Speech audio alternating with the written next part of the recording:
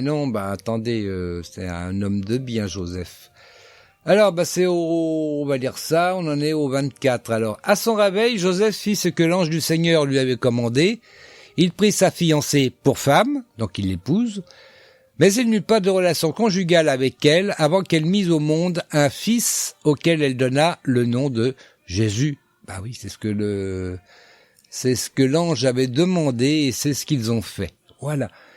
Ça termine ce chapitre 1 de Matthieu. On est un petit peu en avance, mais bon, on va écouter de la musique un petit peu.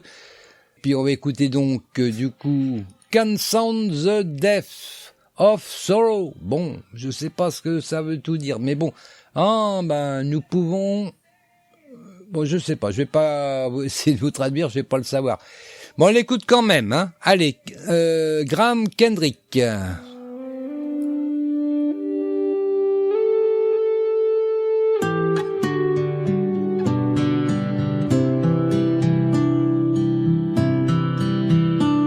Can sound the depths of sorrow in the Father heart of God for the children we've rejected, for the life so deeply scarred, and each light that we extinguished has brought darkness to our land. Upon our nation, have mercy, Lord.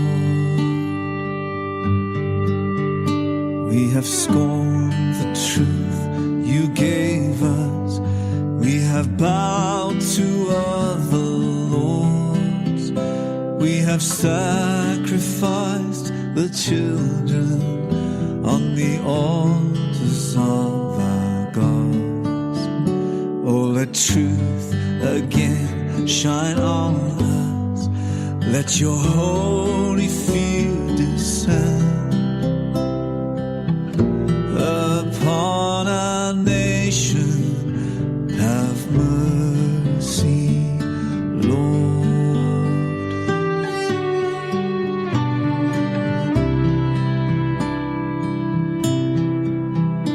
Who can stand before your anger? Who can face your piercing eyes?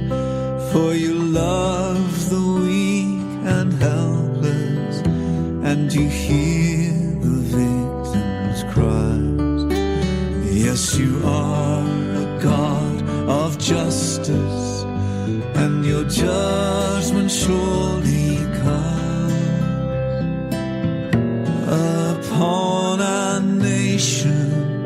Have mercy, Lord.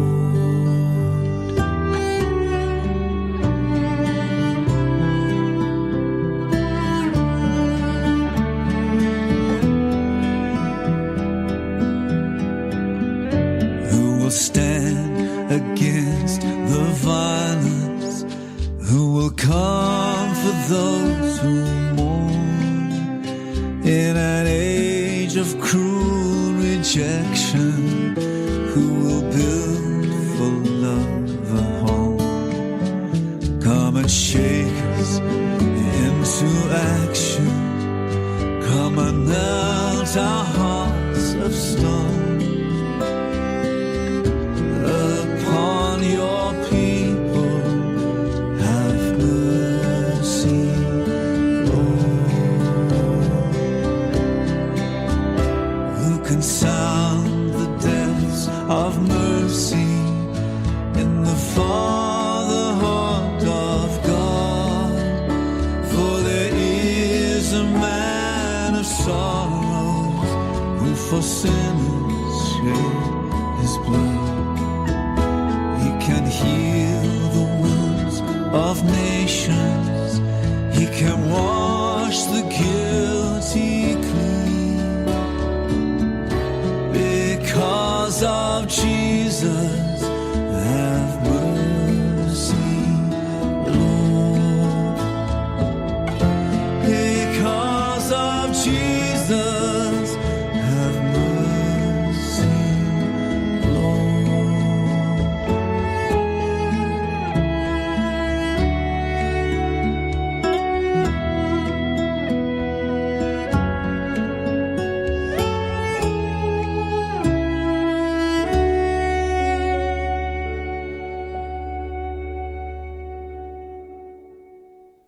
Voilà, c'était Graham Kendrick sur Radio Prédication.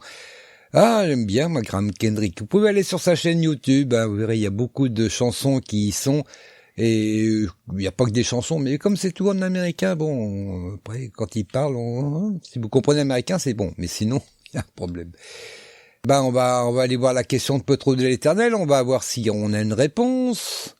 Alors, la question de Petro de l'Éternel. La question de Petro de l'Éternel. À quel âge Moïse fut déposé dans les eaux? À quel âge Moïse fut déposé dans les eaux? À sa naissance, à 1 mois, à 3 mois ou à 1 an? 45% avaient répondu à sa naissance. Ah. Martinette, t'aurais une réponse? 3 mois. 3 mois et... c'est une bonne réponse. Ouais.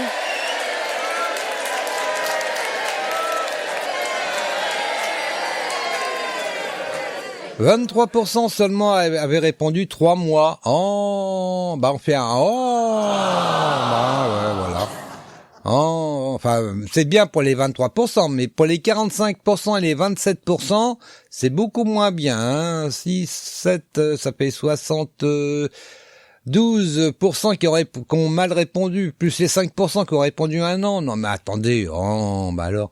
La réponse, oui, 3 mois, c'est dans Actes chapitre 20, dans Actes chapitre 7, verset 20. Alors, 20. À cette époque naquit Moïse, qui avait la faveur de Dieu. Pendant 3 mois, il fut élevé dans la maison de son père. Lorsque finalement ses parents durent l'abandonner, il fut recueilli par la fille du Pharaon, qui l'éleva comme son propre fils. Voilà. Donc c'est pendant 3 mois, il était chez ses parents. Ouais. Pas 1 an. Attendez. Voilà, c'était une bonne réponse de Martinette encore. C'est bien. Oh, j'ai pas beaucoup répondu, hein. Si, quand même. Puis, sur ce, on va peut-être écouter un Graham Kendrick, hein, parce que on a un petit peu de temps, on est un peu en avance quand même. On va écouter donc, Is Anyone Thirsty? Voilà, je sais pas si je prononce très très bien, hein, mais bon,